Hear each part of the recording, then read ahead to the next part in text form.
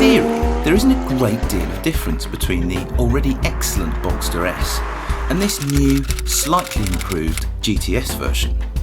There's a touch more power and torque from a 3.4 litre flat 6, the curb weight has dropped by a few kilograms, Porsche's PASM and Sports Chrono Packages both become standard fitments, as do 20-inch wheels and smoked light lenses front and rear.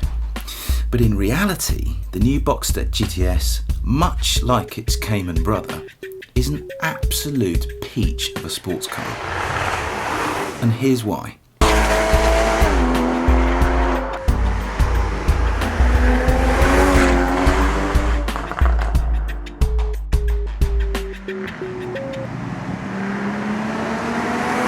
It's amazing what Porsche has done with the Boxster over the years, because if you look at the upgrades to this car to turn it from an S into a GTS, they're really subtle. They're not much. You get a little bit more power, a little bit more torque, a little bit less weight,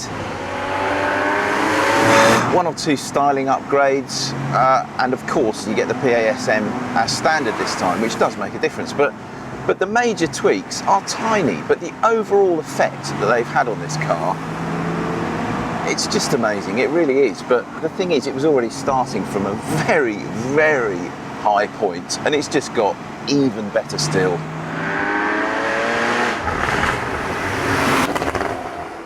The test car had Porsche's excellent but expensive PDK gearbox option, but it comes as standard with a similarly crisp 6-speed manual. Purists will go for the manual, no doubt, but either way, changing gear in the Boxster GTS is a rare delight. On a sunny day in the hills of Mallorca, I'm not sure you can find yourself in a much nicer sports car than this. And for 55 grand, I mean, have a look and have a listen to this.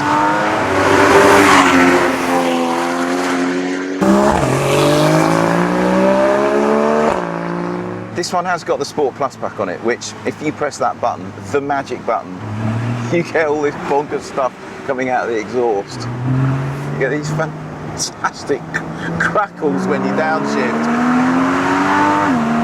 Ready?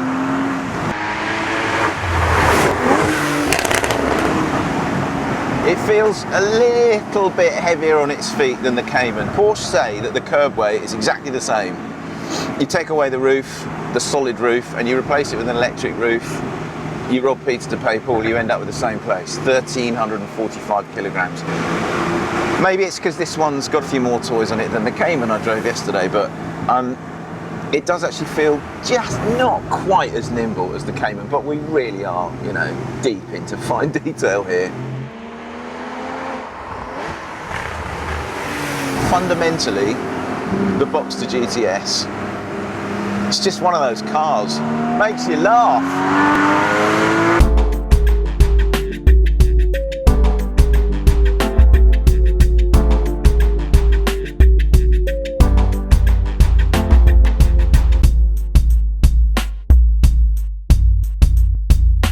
Beautiful steering, really, really lovely steering, even though it's electric, don't care. Fantastic steering feel, great brake feel, and just this lovely sense of balance to the chassis, to the handling, and it rides nicely. God, this is a good car.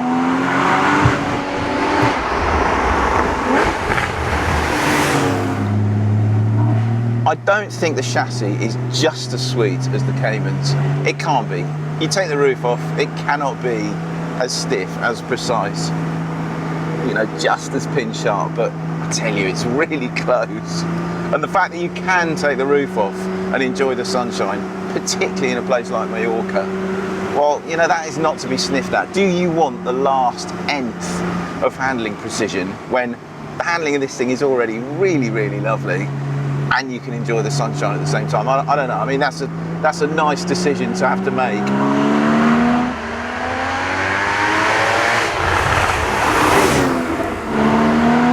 It's got stacks of grip as well, huge amounts of grip. It's got torque vectoring this time because you get the Sports Chrono Pack and the PASM as standard. This one has got the PASM, so you've got the electronic dampers, which definitely aren't as sweet as if you specify the sport chassis when you get analog dampers. But I don't know. This is the kind of boulevard version of the GTS. Oh my God, it's still great. Listen to that motor. Sounds like a GT3. Oh, I'm gonna have to slow down. I'm gonna have to calm down. Flipping hell, you can get completely carried away in this thing. God, that noise is just sensational. I honestly can't think of anything that I don't love about this thing. I really like the way it looks even, and that's probably its weakest point. What a car.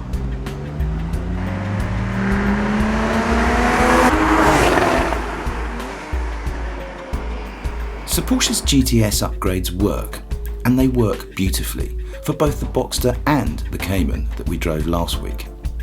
On the surface, the differences don't appear to be that significant. A bit more power here, a little less weight there, and a touch more style inside and out. But collectively, the GTS upgrades have turned two already excellent sports cars into a pair of the world's very best drivers' cars. And in both cases, the results are breathtaking. Never before has the dear old 911 looked quite so vulnerable as a sports car. But then from Porsche's point of view, I guess that's one of life's better kind of problems to try and solve.